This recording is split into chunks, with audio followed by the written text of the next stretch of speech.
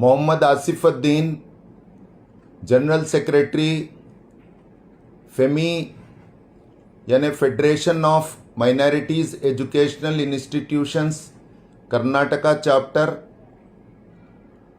और chairman wisdom group of institutions Bidar,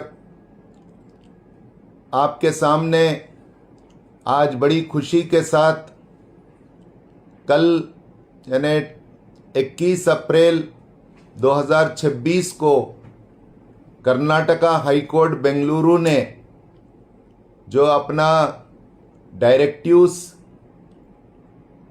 third language को grading देने के बजाय मार्क्स देने के सिलसिले में government of Karnataka specially ministry of education को डायरेक्टिव्स दिए गए। मैं कर्नाटका हाई कोर्ट बेंगलुरु के इस बड़े और अहम पॉलिसी फैसले डिसीजन का हार्दिक स्वागत करता हूं, वेलकम करता हूं, खैर मकदम करता हूं। मैं इस मौके पर बड़ी खुशी और मसरत के साथ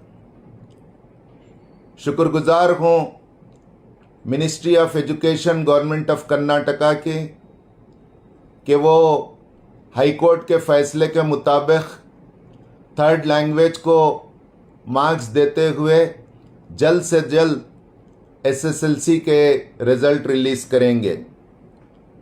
ये जो कोर्ट का डिसीजन है, ये थर्ड लैंग्वेज 9 लैंग्वेजेस इसमें इंक्लूड हैं, जिन्हें हम इंडिजिनस लैंग्वेजेस कहते हैं। यानी ये हमारी पुरानी इलाकाई रीजनल लेवल पर तहजीबी, सकाफ़ती, कल्चरल और रिवायती ओल्ड ट्रेडिशंस और कस्टम्स को बताने वाली लैंग्वेजेस हैं। इन लैंग्वेजेस में हिंदी, कन्नड़ा, इंग्लिश के साथ साथ उर्दू, अरबिक, संस्कृत, मराठी और तुलु और कोंकणी लैंग्वेजेस हैं। हाई कोर्ट के इन डायरेक्टिव्स से इन लैंग्वेजेस को फिर से अपना स्थान मिला और उनकी जो वज़न और वैल्यू था वो अपहोल्ड हुआ। हमें आशा है कि हाई कोर्ट के इस डिसीजन से लैंग्वेजेस के ज़रिए से हमारी न्यू जनरेशन के अंदर कम्युनल एमिटी, फ़िरक़ावाराना हम आहंगी और कल्चरल यगानगत और एक दूसरे की तहजीब और तमद्दुन और एक दूसरे इलाके के कल्चर को समझने, जानने और एक दूसरे का एहतराम और अदब करने का एक लर्निंग और एक विजडम आएगा। मैं इस मौके पर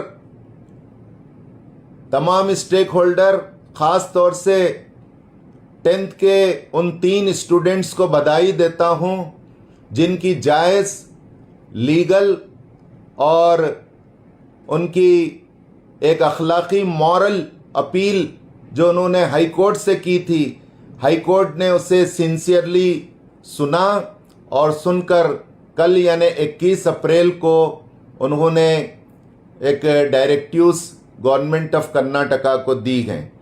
इस मौके पर मुझे आशा है कि government of Karnataka third language को जहां मार्क्स इस साल देगी, परमानेंटली मुस्तकबिल में, फ्यूचर में मुस्तकिल परमानेंटली थर्ड लैंग्वेज फार्मूले को अडॉप्ट करेगी और थर्ड लैंग्वेज को सीखने के लिए इंटरेस्ट क्रिएट करने के लिए उसे मार्क्स कंटिन्यू और कैरी ऑन करेगी। मैं इस मौके पर तमाम स्टूडेंट्स को, एसएसएलसी के और फिर उनके पेरेंट्स को और फिर पूरे टीचर्स को और इसी तरह एजुकेशन मैनेजमेंट्स को और ख़ास तौर से उन सोशल, कल्चरल और पॉलिटिकल ऑर्गेनाइजेशंस को और फिर एजुकेशनल मैनेजमेंट की तंजीमों को के ज़िम्मेदारान को मुबारकबाद देता हूँ, जिन्होंने लास्ट 1 महीने से इस मसले पर उन्होंने कंस्ट्रक्टिव और पॉजिटिव एक तामीरी और एक मुस्बत चर्चा की और अपने स्टैंड को और अपने मौक़िफ़ को हुकूमत के सामने, कोर्ट के सामने रखा। ये हमारे राज्य के तकरीबन 7 करोड़ अवाम की कामयाबी है। आशा है कि हाई कोर्ट के इन डायरेक्टिव से एक मुस्बत और बहुत अच्छा चेंज आएगा। Thank you. Only. They said that this year student had studied sincerely. You should give the marks for this year, and for next year they don't have any intimation or order. If they next year if they give grade, what your opinion?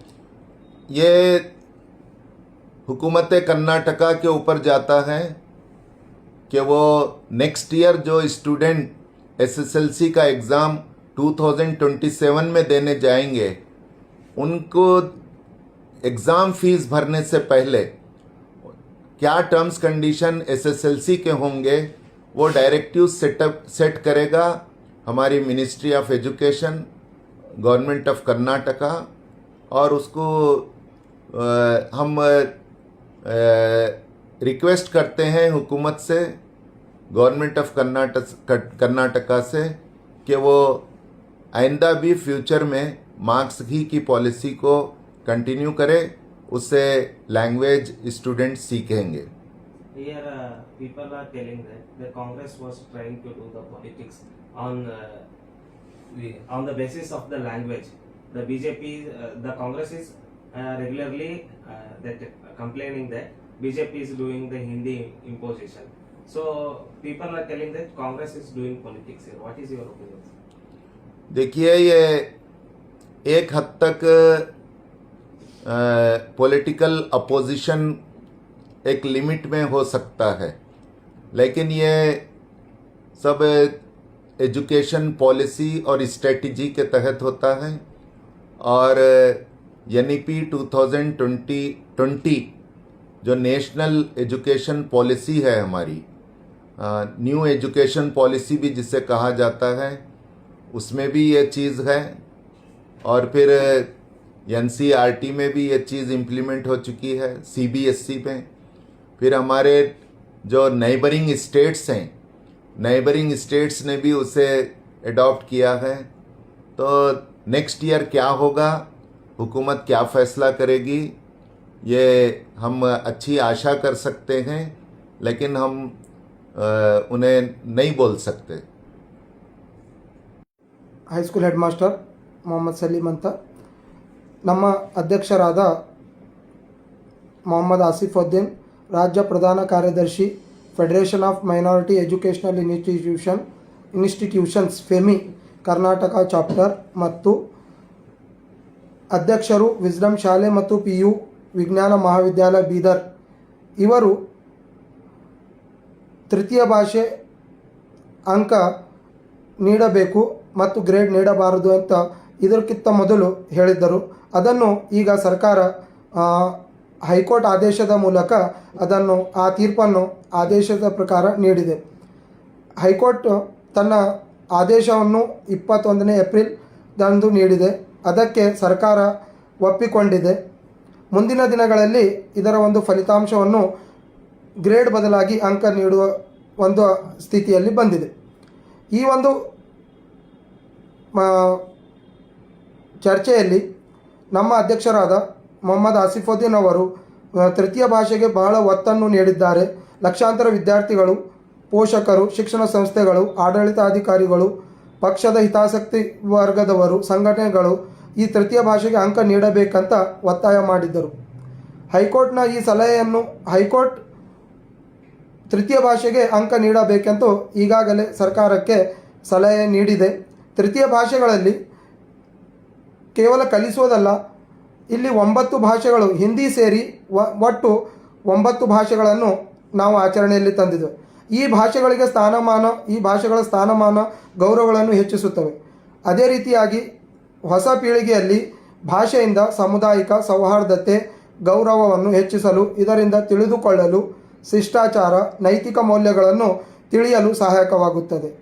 ನಾವು ಕರ್ನಾಟಕ ಸರ್ಕಾರಕ್ಕೆ ಈ ತ್ರಿಭಾಷಾ ಸೂತ್ರವನ್ನು ಮುಂದುವರಿಸಿಕೊಂಡು ಹೋಗಬೇಕು. ಇದಕ್ಕೆ grade ಬದಲಾಗಿ ಅಂಕಗಳನ್ನು ನೀಡುತ್ತಾ ಮುಂದೆಯೂ ಸಾಗಬೇಕು ಅನ್ನುವ ನಮ್ಮ ಒಂದು ಶಾಲೆಯ ವತಿಯಿಂದ, ನಮ್ಮ ಅಧ್ಯಕ್ಷರ ವತಿಯಿಂದ ಸರ್ಕಾರಕ್ಕೆ ಈ ಒಂದು ಮಾತನ್ನು ಕೇಳಿಕೊಳ್ಳಲಾಗುತ್ತದೆ.